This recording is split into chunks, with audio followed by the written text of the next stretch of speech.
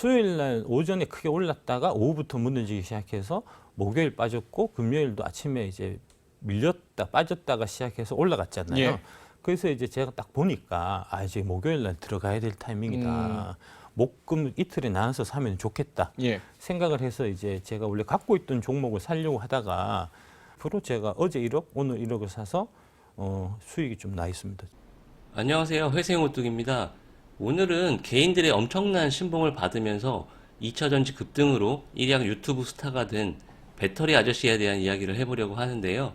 이번 주 에코프로가 150만원대까지 상승을 했다가 오후 1시쯤부터 2차전지 종목들 전체적으로 투매 물량이 발생하면서 고점 대비 거의 30% 이상 급락하는 상황이 발생을 했고, 또 그 다음날 목요일이죠. 목요일 날은 주가 거의 20% 급락을 했는데, 그리고 나서 지난 금요일이죠. 마지막 거래일에 하락 출발했다가 급반등하면서 마감을 했습니다. 사실 엄청난 변동성을 보여준 상황이죠. 에코프로만 그런 것이 아니고요. 2차 전지 섹터, 그러니까 에코프로 BM도 58만원까지 급등을 했다가 마찬가지로 엄청난 변동성을 보여주었고, LNF 역시 마찬가지입니다. 그리고 포스코 홀딩스, 포스코 퓨처엠, 금양, 그리고 나노 신소재 뿐만이 아니라 양극재든 음극재든 분리막, 셀, 모든 장비 업체도 마찬가지입니다. 대부분의 2차전지 관련주들이 엄청난 변동성을 보였는데요. 코스닥도 지수 자체가 엄청난 변동성을 좀 보이고 있는 상황인데, 그렇다면 이런 2차전지 종목들의 엄청난 변동성에 대해서 앞으로 2차전지 시대가 이제 끝물인 건지, 아니면 추가 상승 여력이 여전히 남아있는지 여부와 그에 따른 대응 전략, 매수를 해야 되는지 매도를 해야 되는지, 매수를 한다면 언제 매수를 하는 게 좋은 것인지, 언제 매도를 하면 좋은 것인지, 이런 부분에 대한 배터리 아저씨의 최신 코멘트와 함께 저의 생각도 함께 나눠보는 시간을 가져볼까 합니다. 본격적인 이야기를 하기 앞서서 저는 늘 영상을 통해서 주식시장에서는 아무도 믿어서는 안 된다라는 말씀을 드렸고, 저는 절대 배터리 아저씨의 신봉자거나 아니면 지지자거나 그렇다고 이 사람 말도 무조건 믿지 말자 이런 주의는 아닙니다. 어떤 정보를 입수를 했을 때 그 인풋을 가지고 본인만의 판단을 해서 아웃풋을 하시면 되는 거예요. 제가 오늘 의견을 참고하는 이유는 이런 시장 중심 이슈에 대해서 우리도 주식을 하고 있기 때문에 한번 같이 생각해 보는 시간을 가지고자 하는 취지라는 점 염두해 주시고, 먼저 뉴스부터 하나 보고 오겠습니다. 1년 전보다 무려 18배 급등했던 에코프로를 비롯해 최근 열풍이 불었던 2차 전지주들이 이제는 과열됐다는 경고가 나옵니다. 배터리 아저씨로 불리며 2차 전지 열풍을 이끈 박순혁 전 금양 홍보이사도 처음으로 이제는 조심하라며 경고하고 나섰습니다. 좀 특이한 케이스잖아요. 그러니까 이제 숏 스퀴즈 때문에 가는 거잖아요. 에코프로는 이제 이거 밸류에이션 수준 넘어섰다. 그래서 오른다고 했잖아요. 그럼요. 나 그런 얘기 한 적 없어요. 예. 이런 보도에 대해서 해명을 했는데, 크게 정리를 해보면 5가지입니다. 그렇게 얘기했던 것은 신규 진입은 사지 말라고 했던 것이다. 4일 연속으로 10%씩 올라가는데 거기다 지르는 사람이 제정신이냐, 잘못된 것이다 라고 말을 했고요. 신규 진입은 가격을 보고 좀 조심해서 해라 라는 뜻이었다 라고 말을 했고요. 두 번째는 8월 말쯤 20-30% 정도는 이제 현금화를 하시는 게 좋겠다 라는 취지였다고 말을 했고요. 세 번째로는 투자 기간은 최소 3년 이상이다. 에코프로 몰빵하지 말고 본인이 얘기했던 8개 종목 중에서 5개 정도를 포트폴리오로 구성을 해서 한 3년은 무조건 가지고 가라. 3년을 가지고 가면 조금 비싸게 사도, 예를 들어서 에코프로 같은 경우를 150만원에 사도 괜찮다라는 얘기다. 그러니까 장투를 하니까 조금 비싸게 사도 결국에 주가는 우상향할 거기 때문에 괜찮다라는 그런 이야기였다라고 말을 했고요. 당연히 단기간에 150만원 올랐을 때 사는 것은 물리는 게 당연하다라고 말을 했습니다. 그리고 네 번째는 보유 주식을 팔았다는 소문도 있는데 전혀 팔지 않고 보유 중이다 라고 말을 했고요. 그리고 마지막으로 이런 급락이 발생하는 이유는 무차입 불법 공매도 때문이다. 여기서 좀 부연 설명을 드리자면, 공매도를 하려면 주식을 대차해서, 그러니까 주식을 빌려와서 빌려온 만큼의 주식을 공매도를 해야 되는데 대차를 하지 않고 무차입으로 그냥 주식도 빌려오지 않고 공매도를 해버리고 한 3일 만에 결제되기 전에 바로 갚아버리는 그런 꼼수를 쓰고 있다는 뜻입니다. 이거는 썰인데요. 홍콩계 롱숏 펀드 3곳이 청산되면서 숏 포지션을 가지고 있던 에코프로가 청산이 되고 롱 포지션을 가지고 있던 뭐 반도체주들이 급등하는, 반대로 급등하는 그런 상황이 발생했다. 하지만 이거는 그냥 썰이고요. 확인된 건 아니니까요. 이 정도로만 좀 알고 계시면 될 것 같습니다.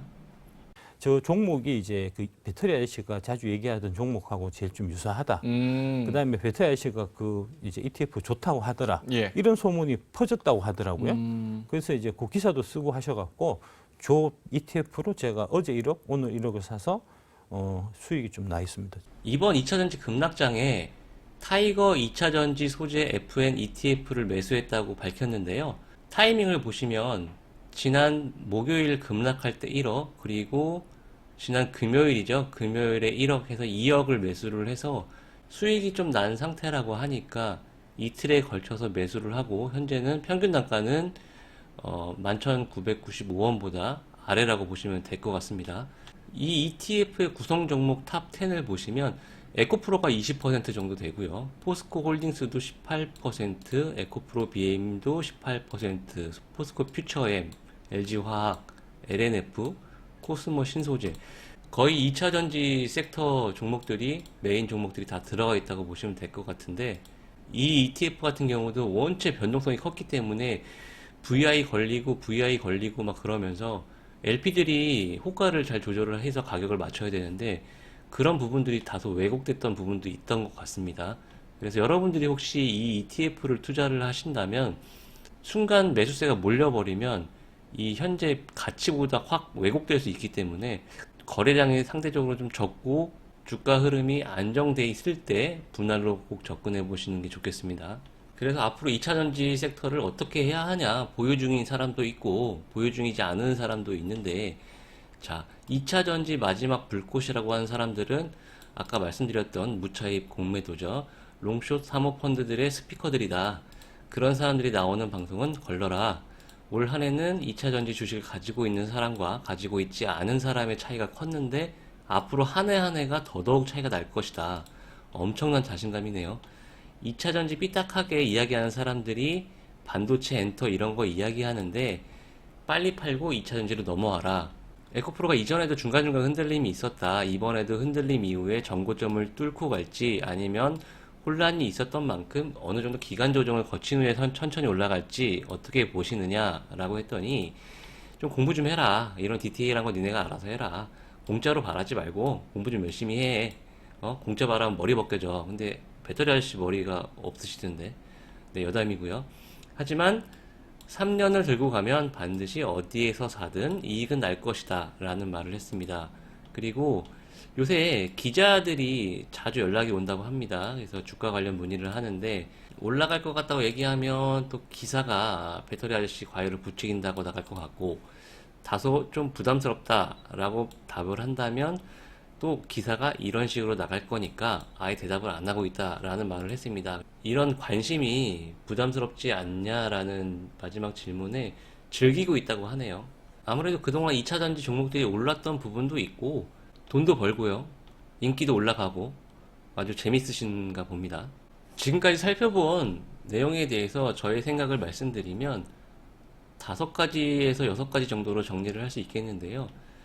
PER을 기준으로 한미반도체보다 2차 전지가 싸다고 이야기하는 부분은 일리가 있다고 생각합니다. 실제 실적을 보면은 에코프로나 에코프로 BM, 포스코 엄청난 실적 컨센서스 전망이 나오고 있죠. 반면에 반도체 섹터는 실적이 이제 최악을 지나가는 그런 구간이라고 보여지기 때문에 단순히 실적만 가지고 기준으로 한다면 배터리 아저씨의 말이 일리가 있습니다.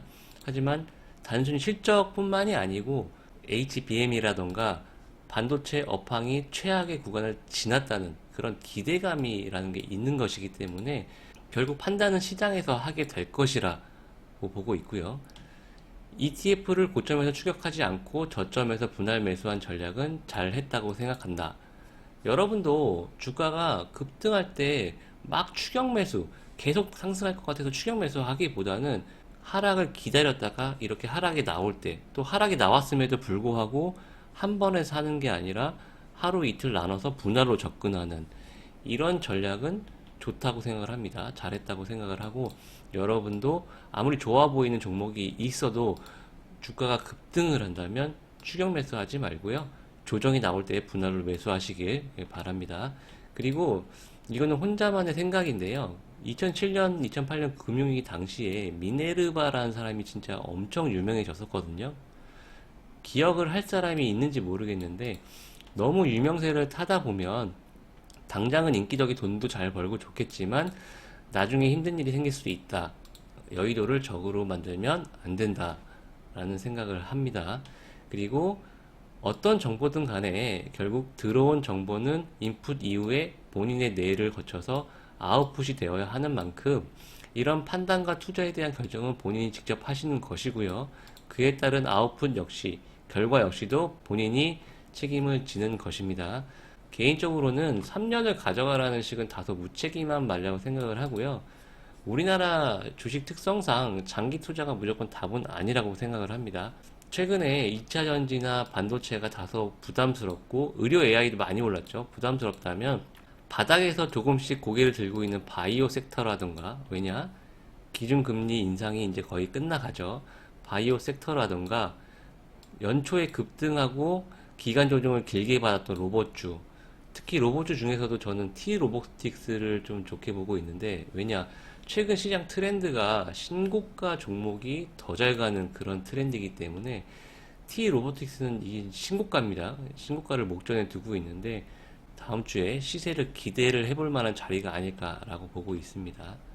오늘 2차전지 급등락을 살펴보고 시장에 떠도는 이런 썰들과 배터리 아저씨의 의견, 그리고 저의 생각, 여러분들은 어떤 결론을 내리셨나요? 어떤 결론을 내리셨던지, 여러분들이 선택하는 방향이 맞다고 하더라도 한 방에 몰빵하거나 추격하지 마시고요, 분할로 조심스럽게 접근하시길 바라겠고요.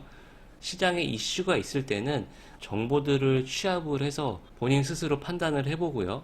본인이 잘 모르겠으면 조금 더 정보를 찾아서 공부를 해보고 그런 것들을 본인의 매매에 적용을 시킨다면 여러분들의 주식 실력도 나날이 성장하지 않을까 싶습니다. 오늘도 영상 끝까지 시청해 주셔서 감사드리고 댓글 남겨주시면 꼭 답변 드릴게요. 늘 응원합니다. 성투하세요.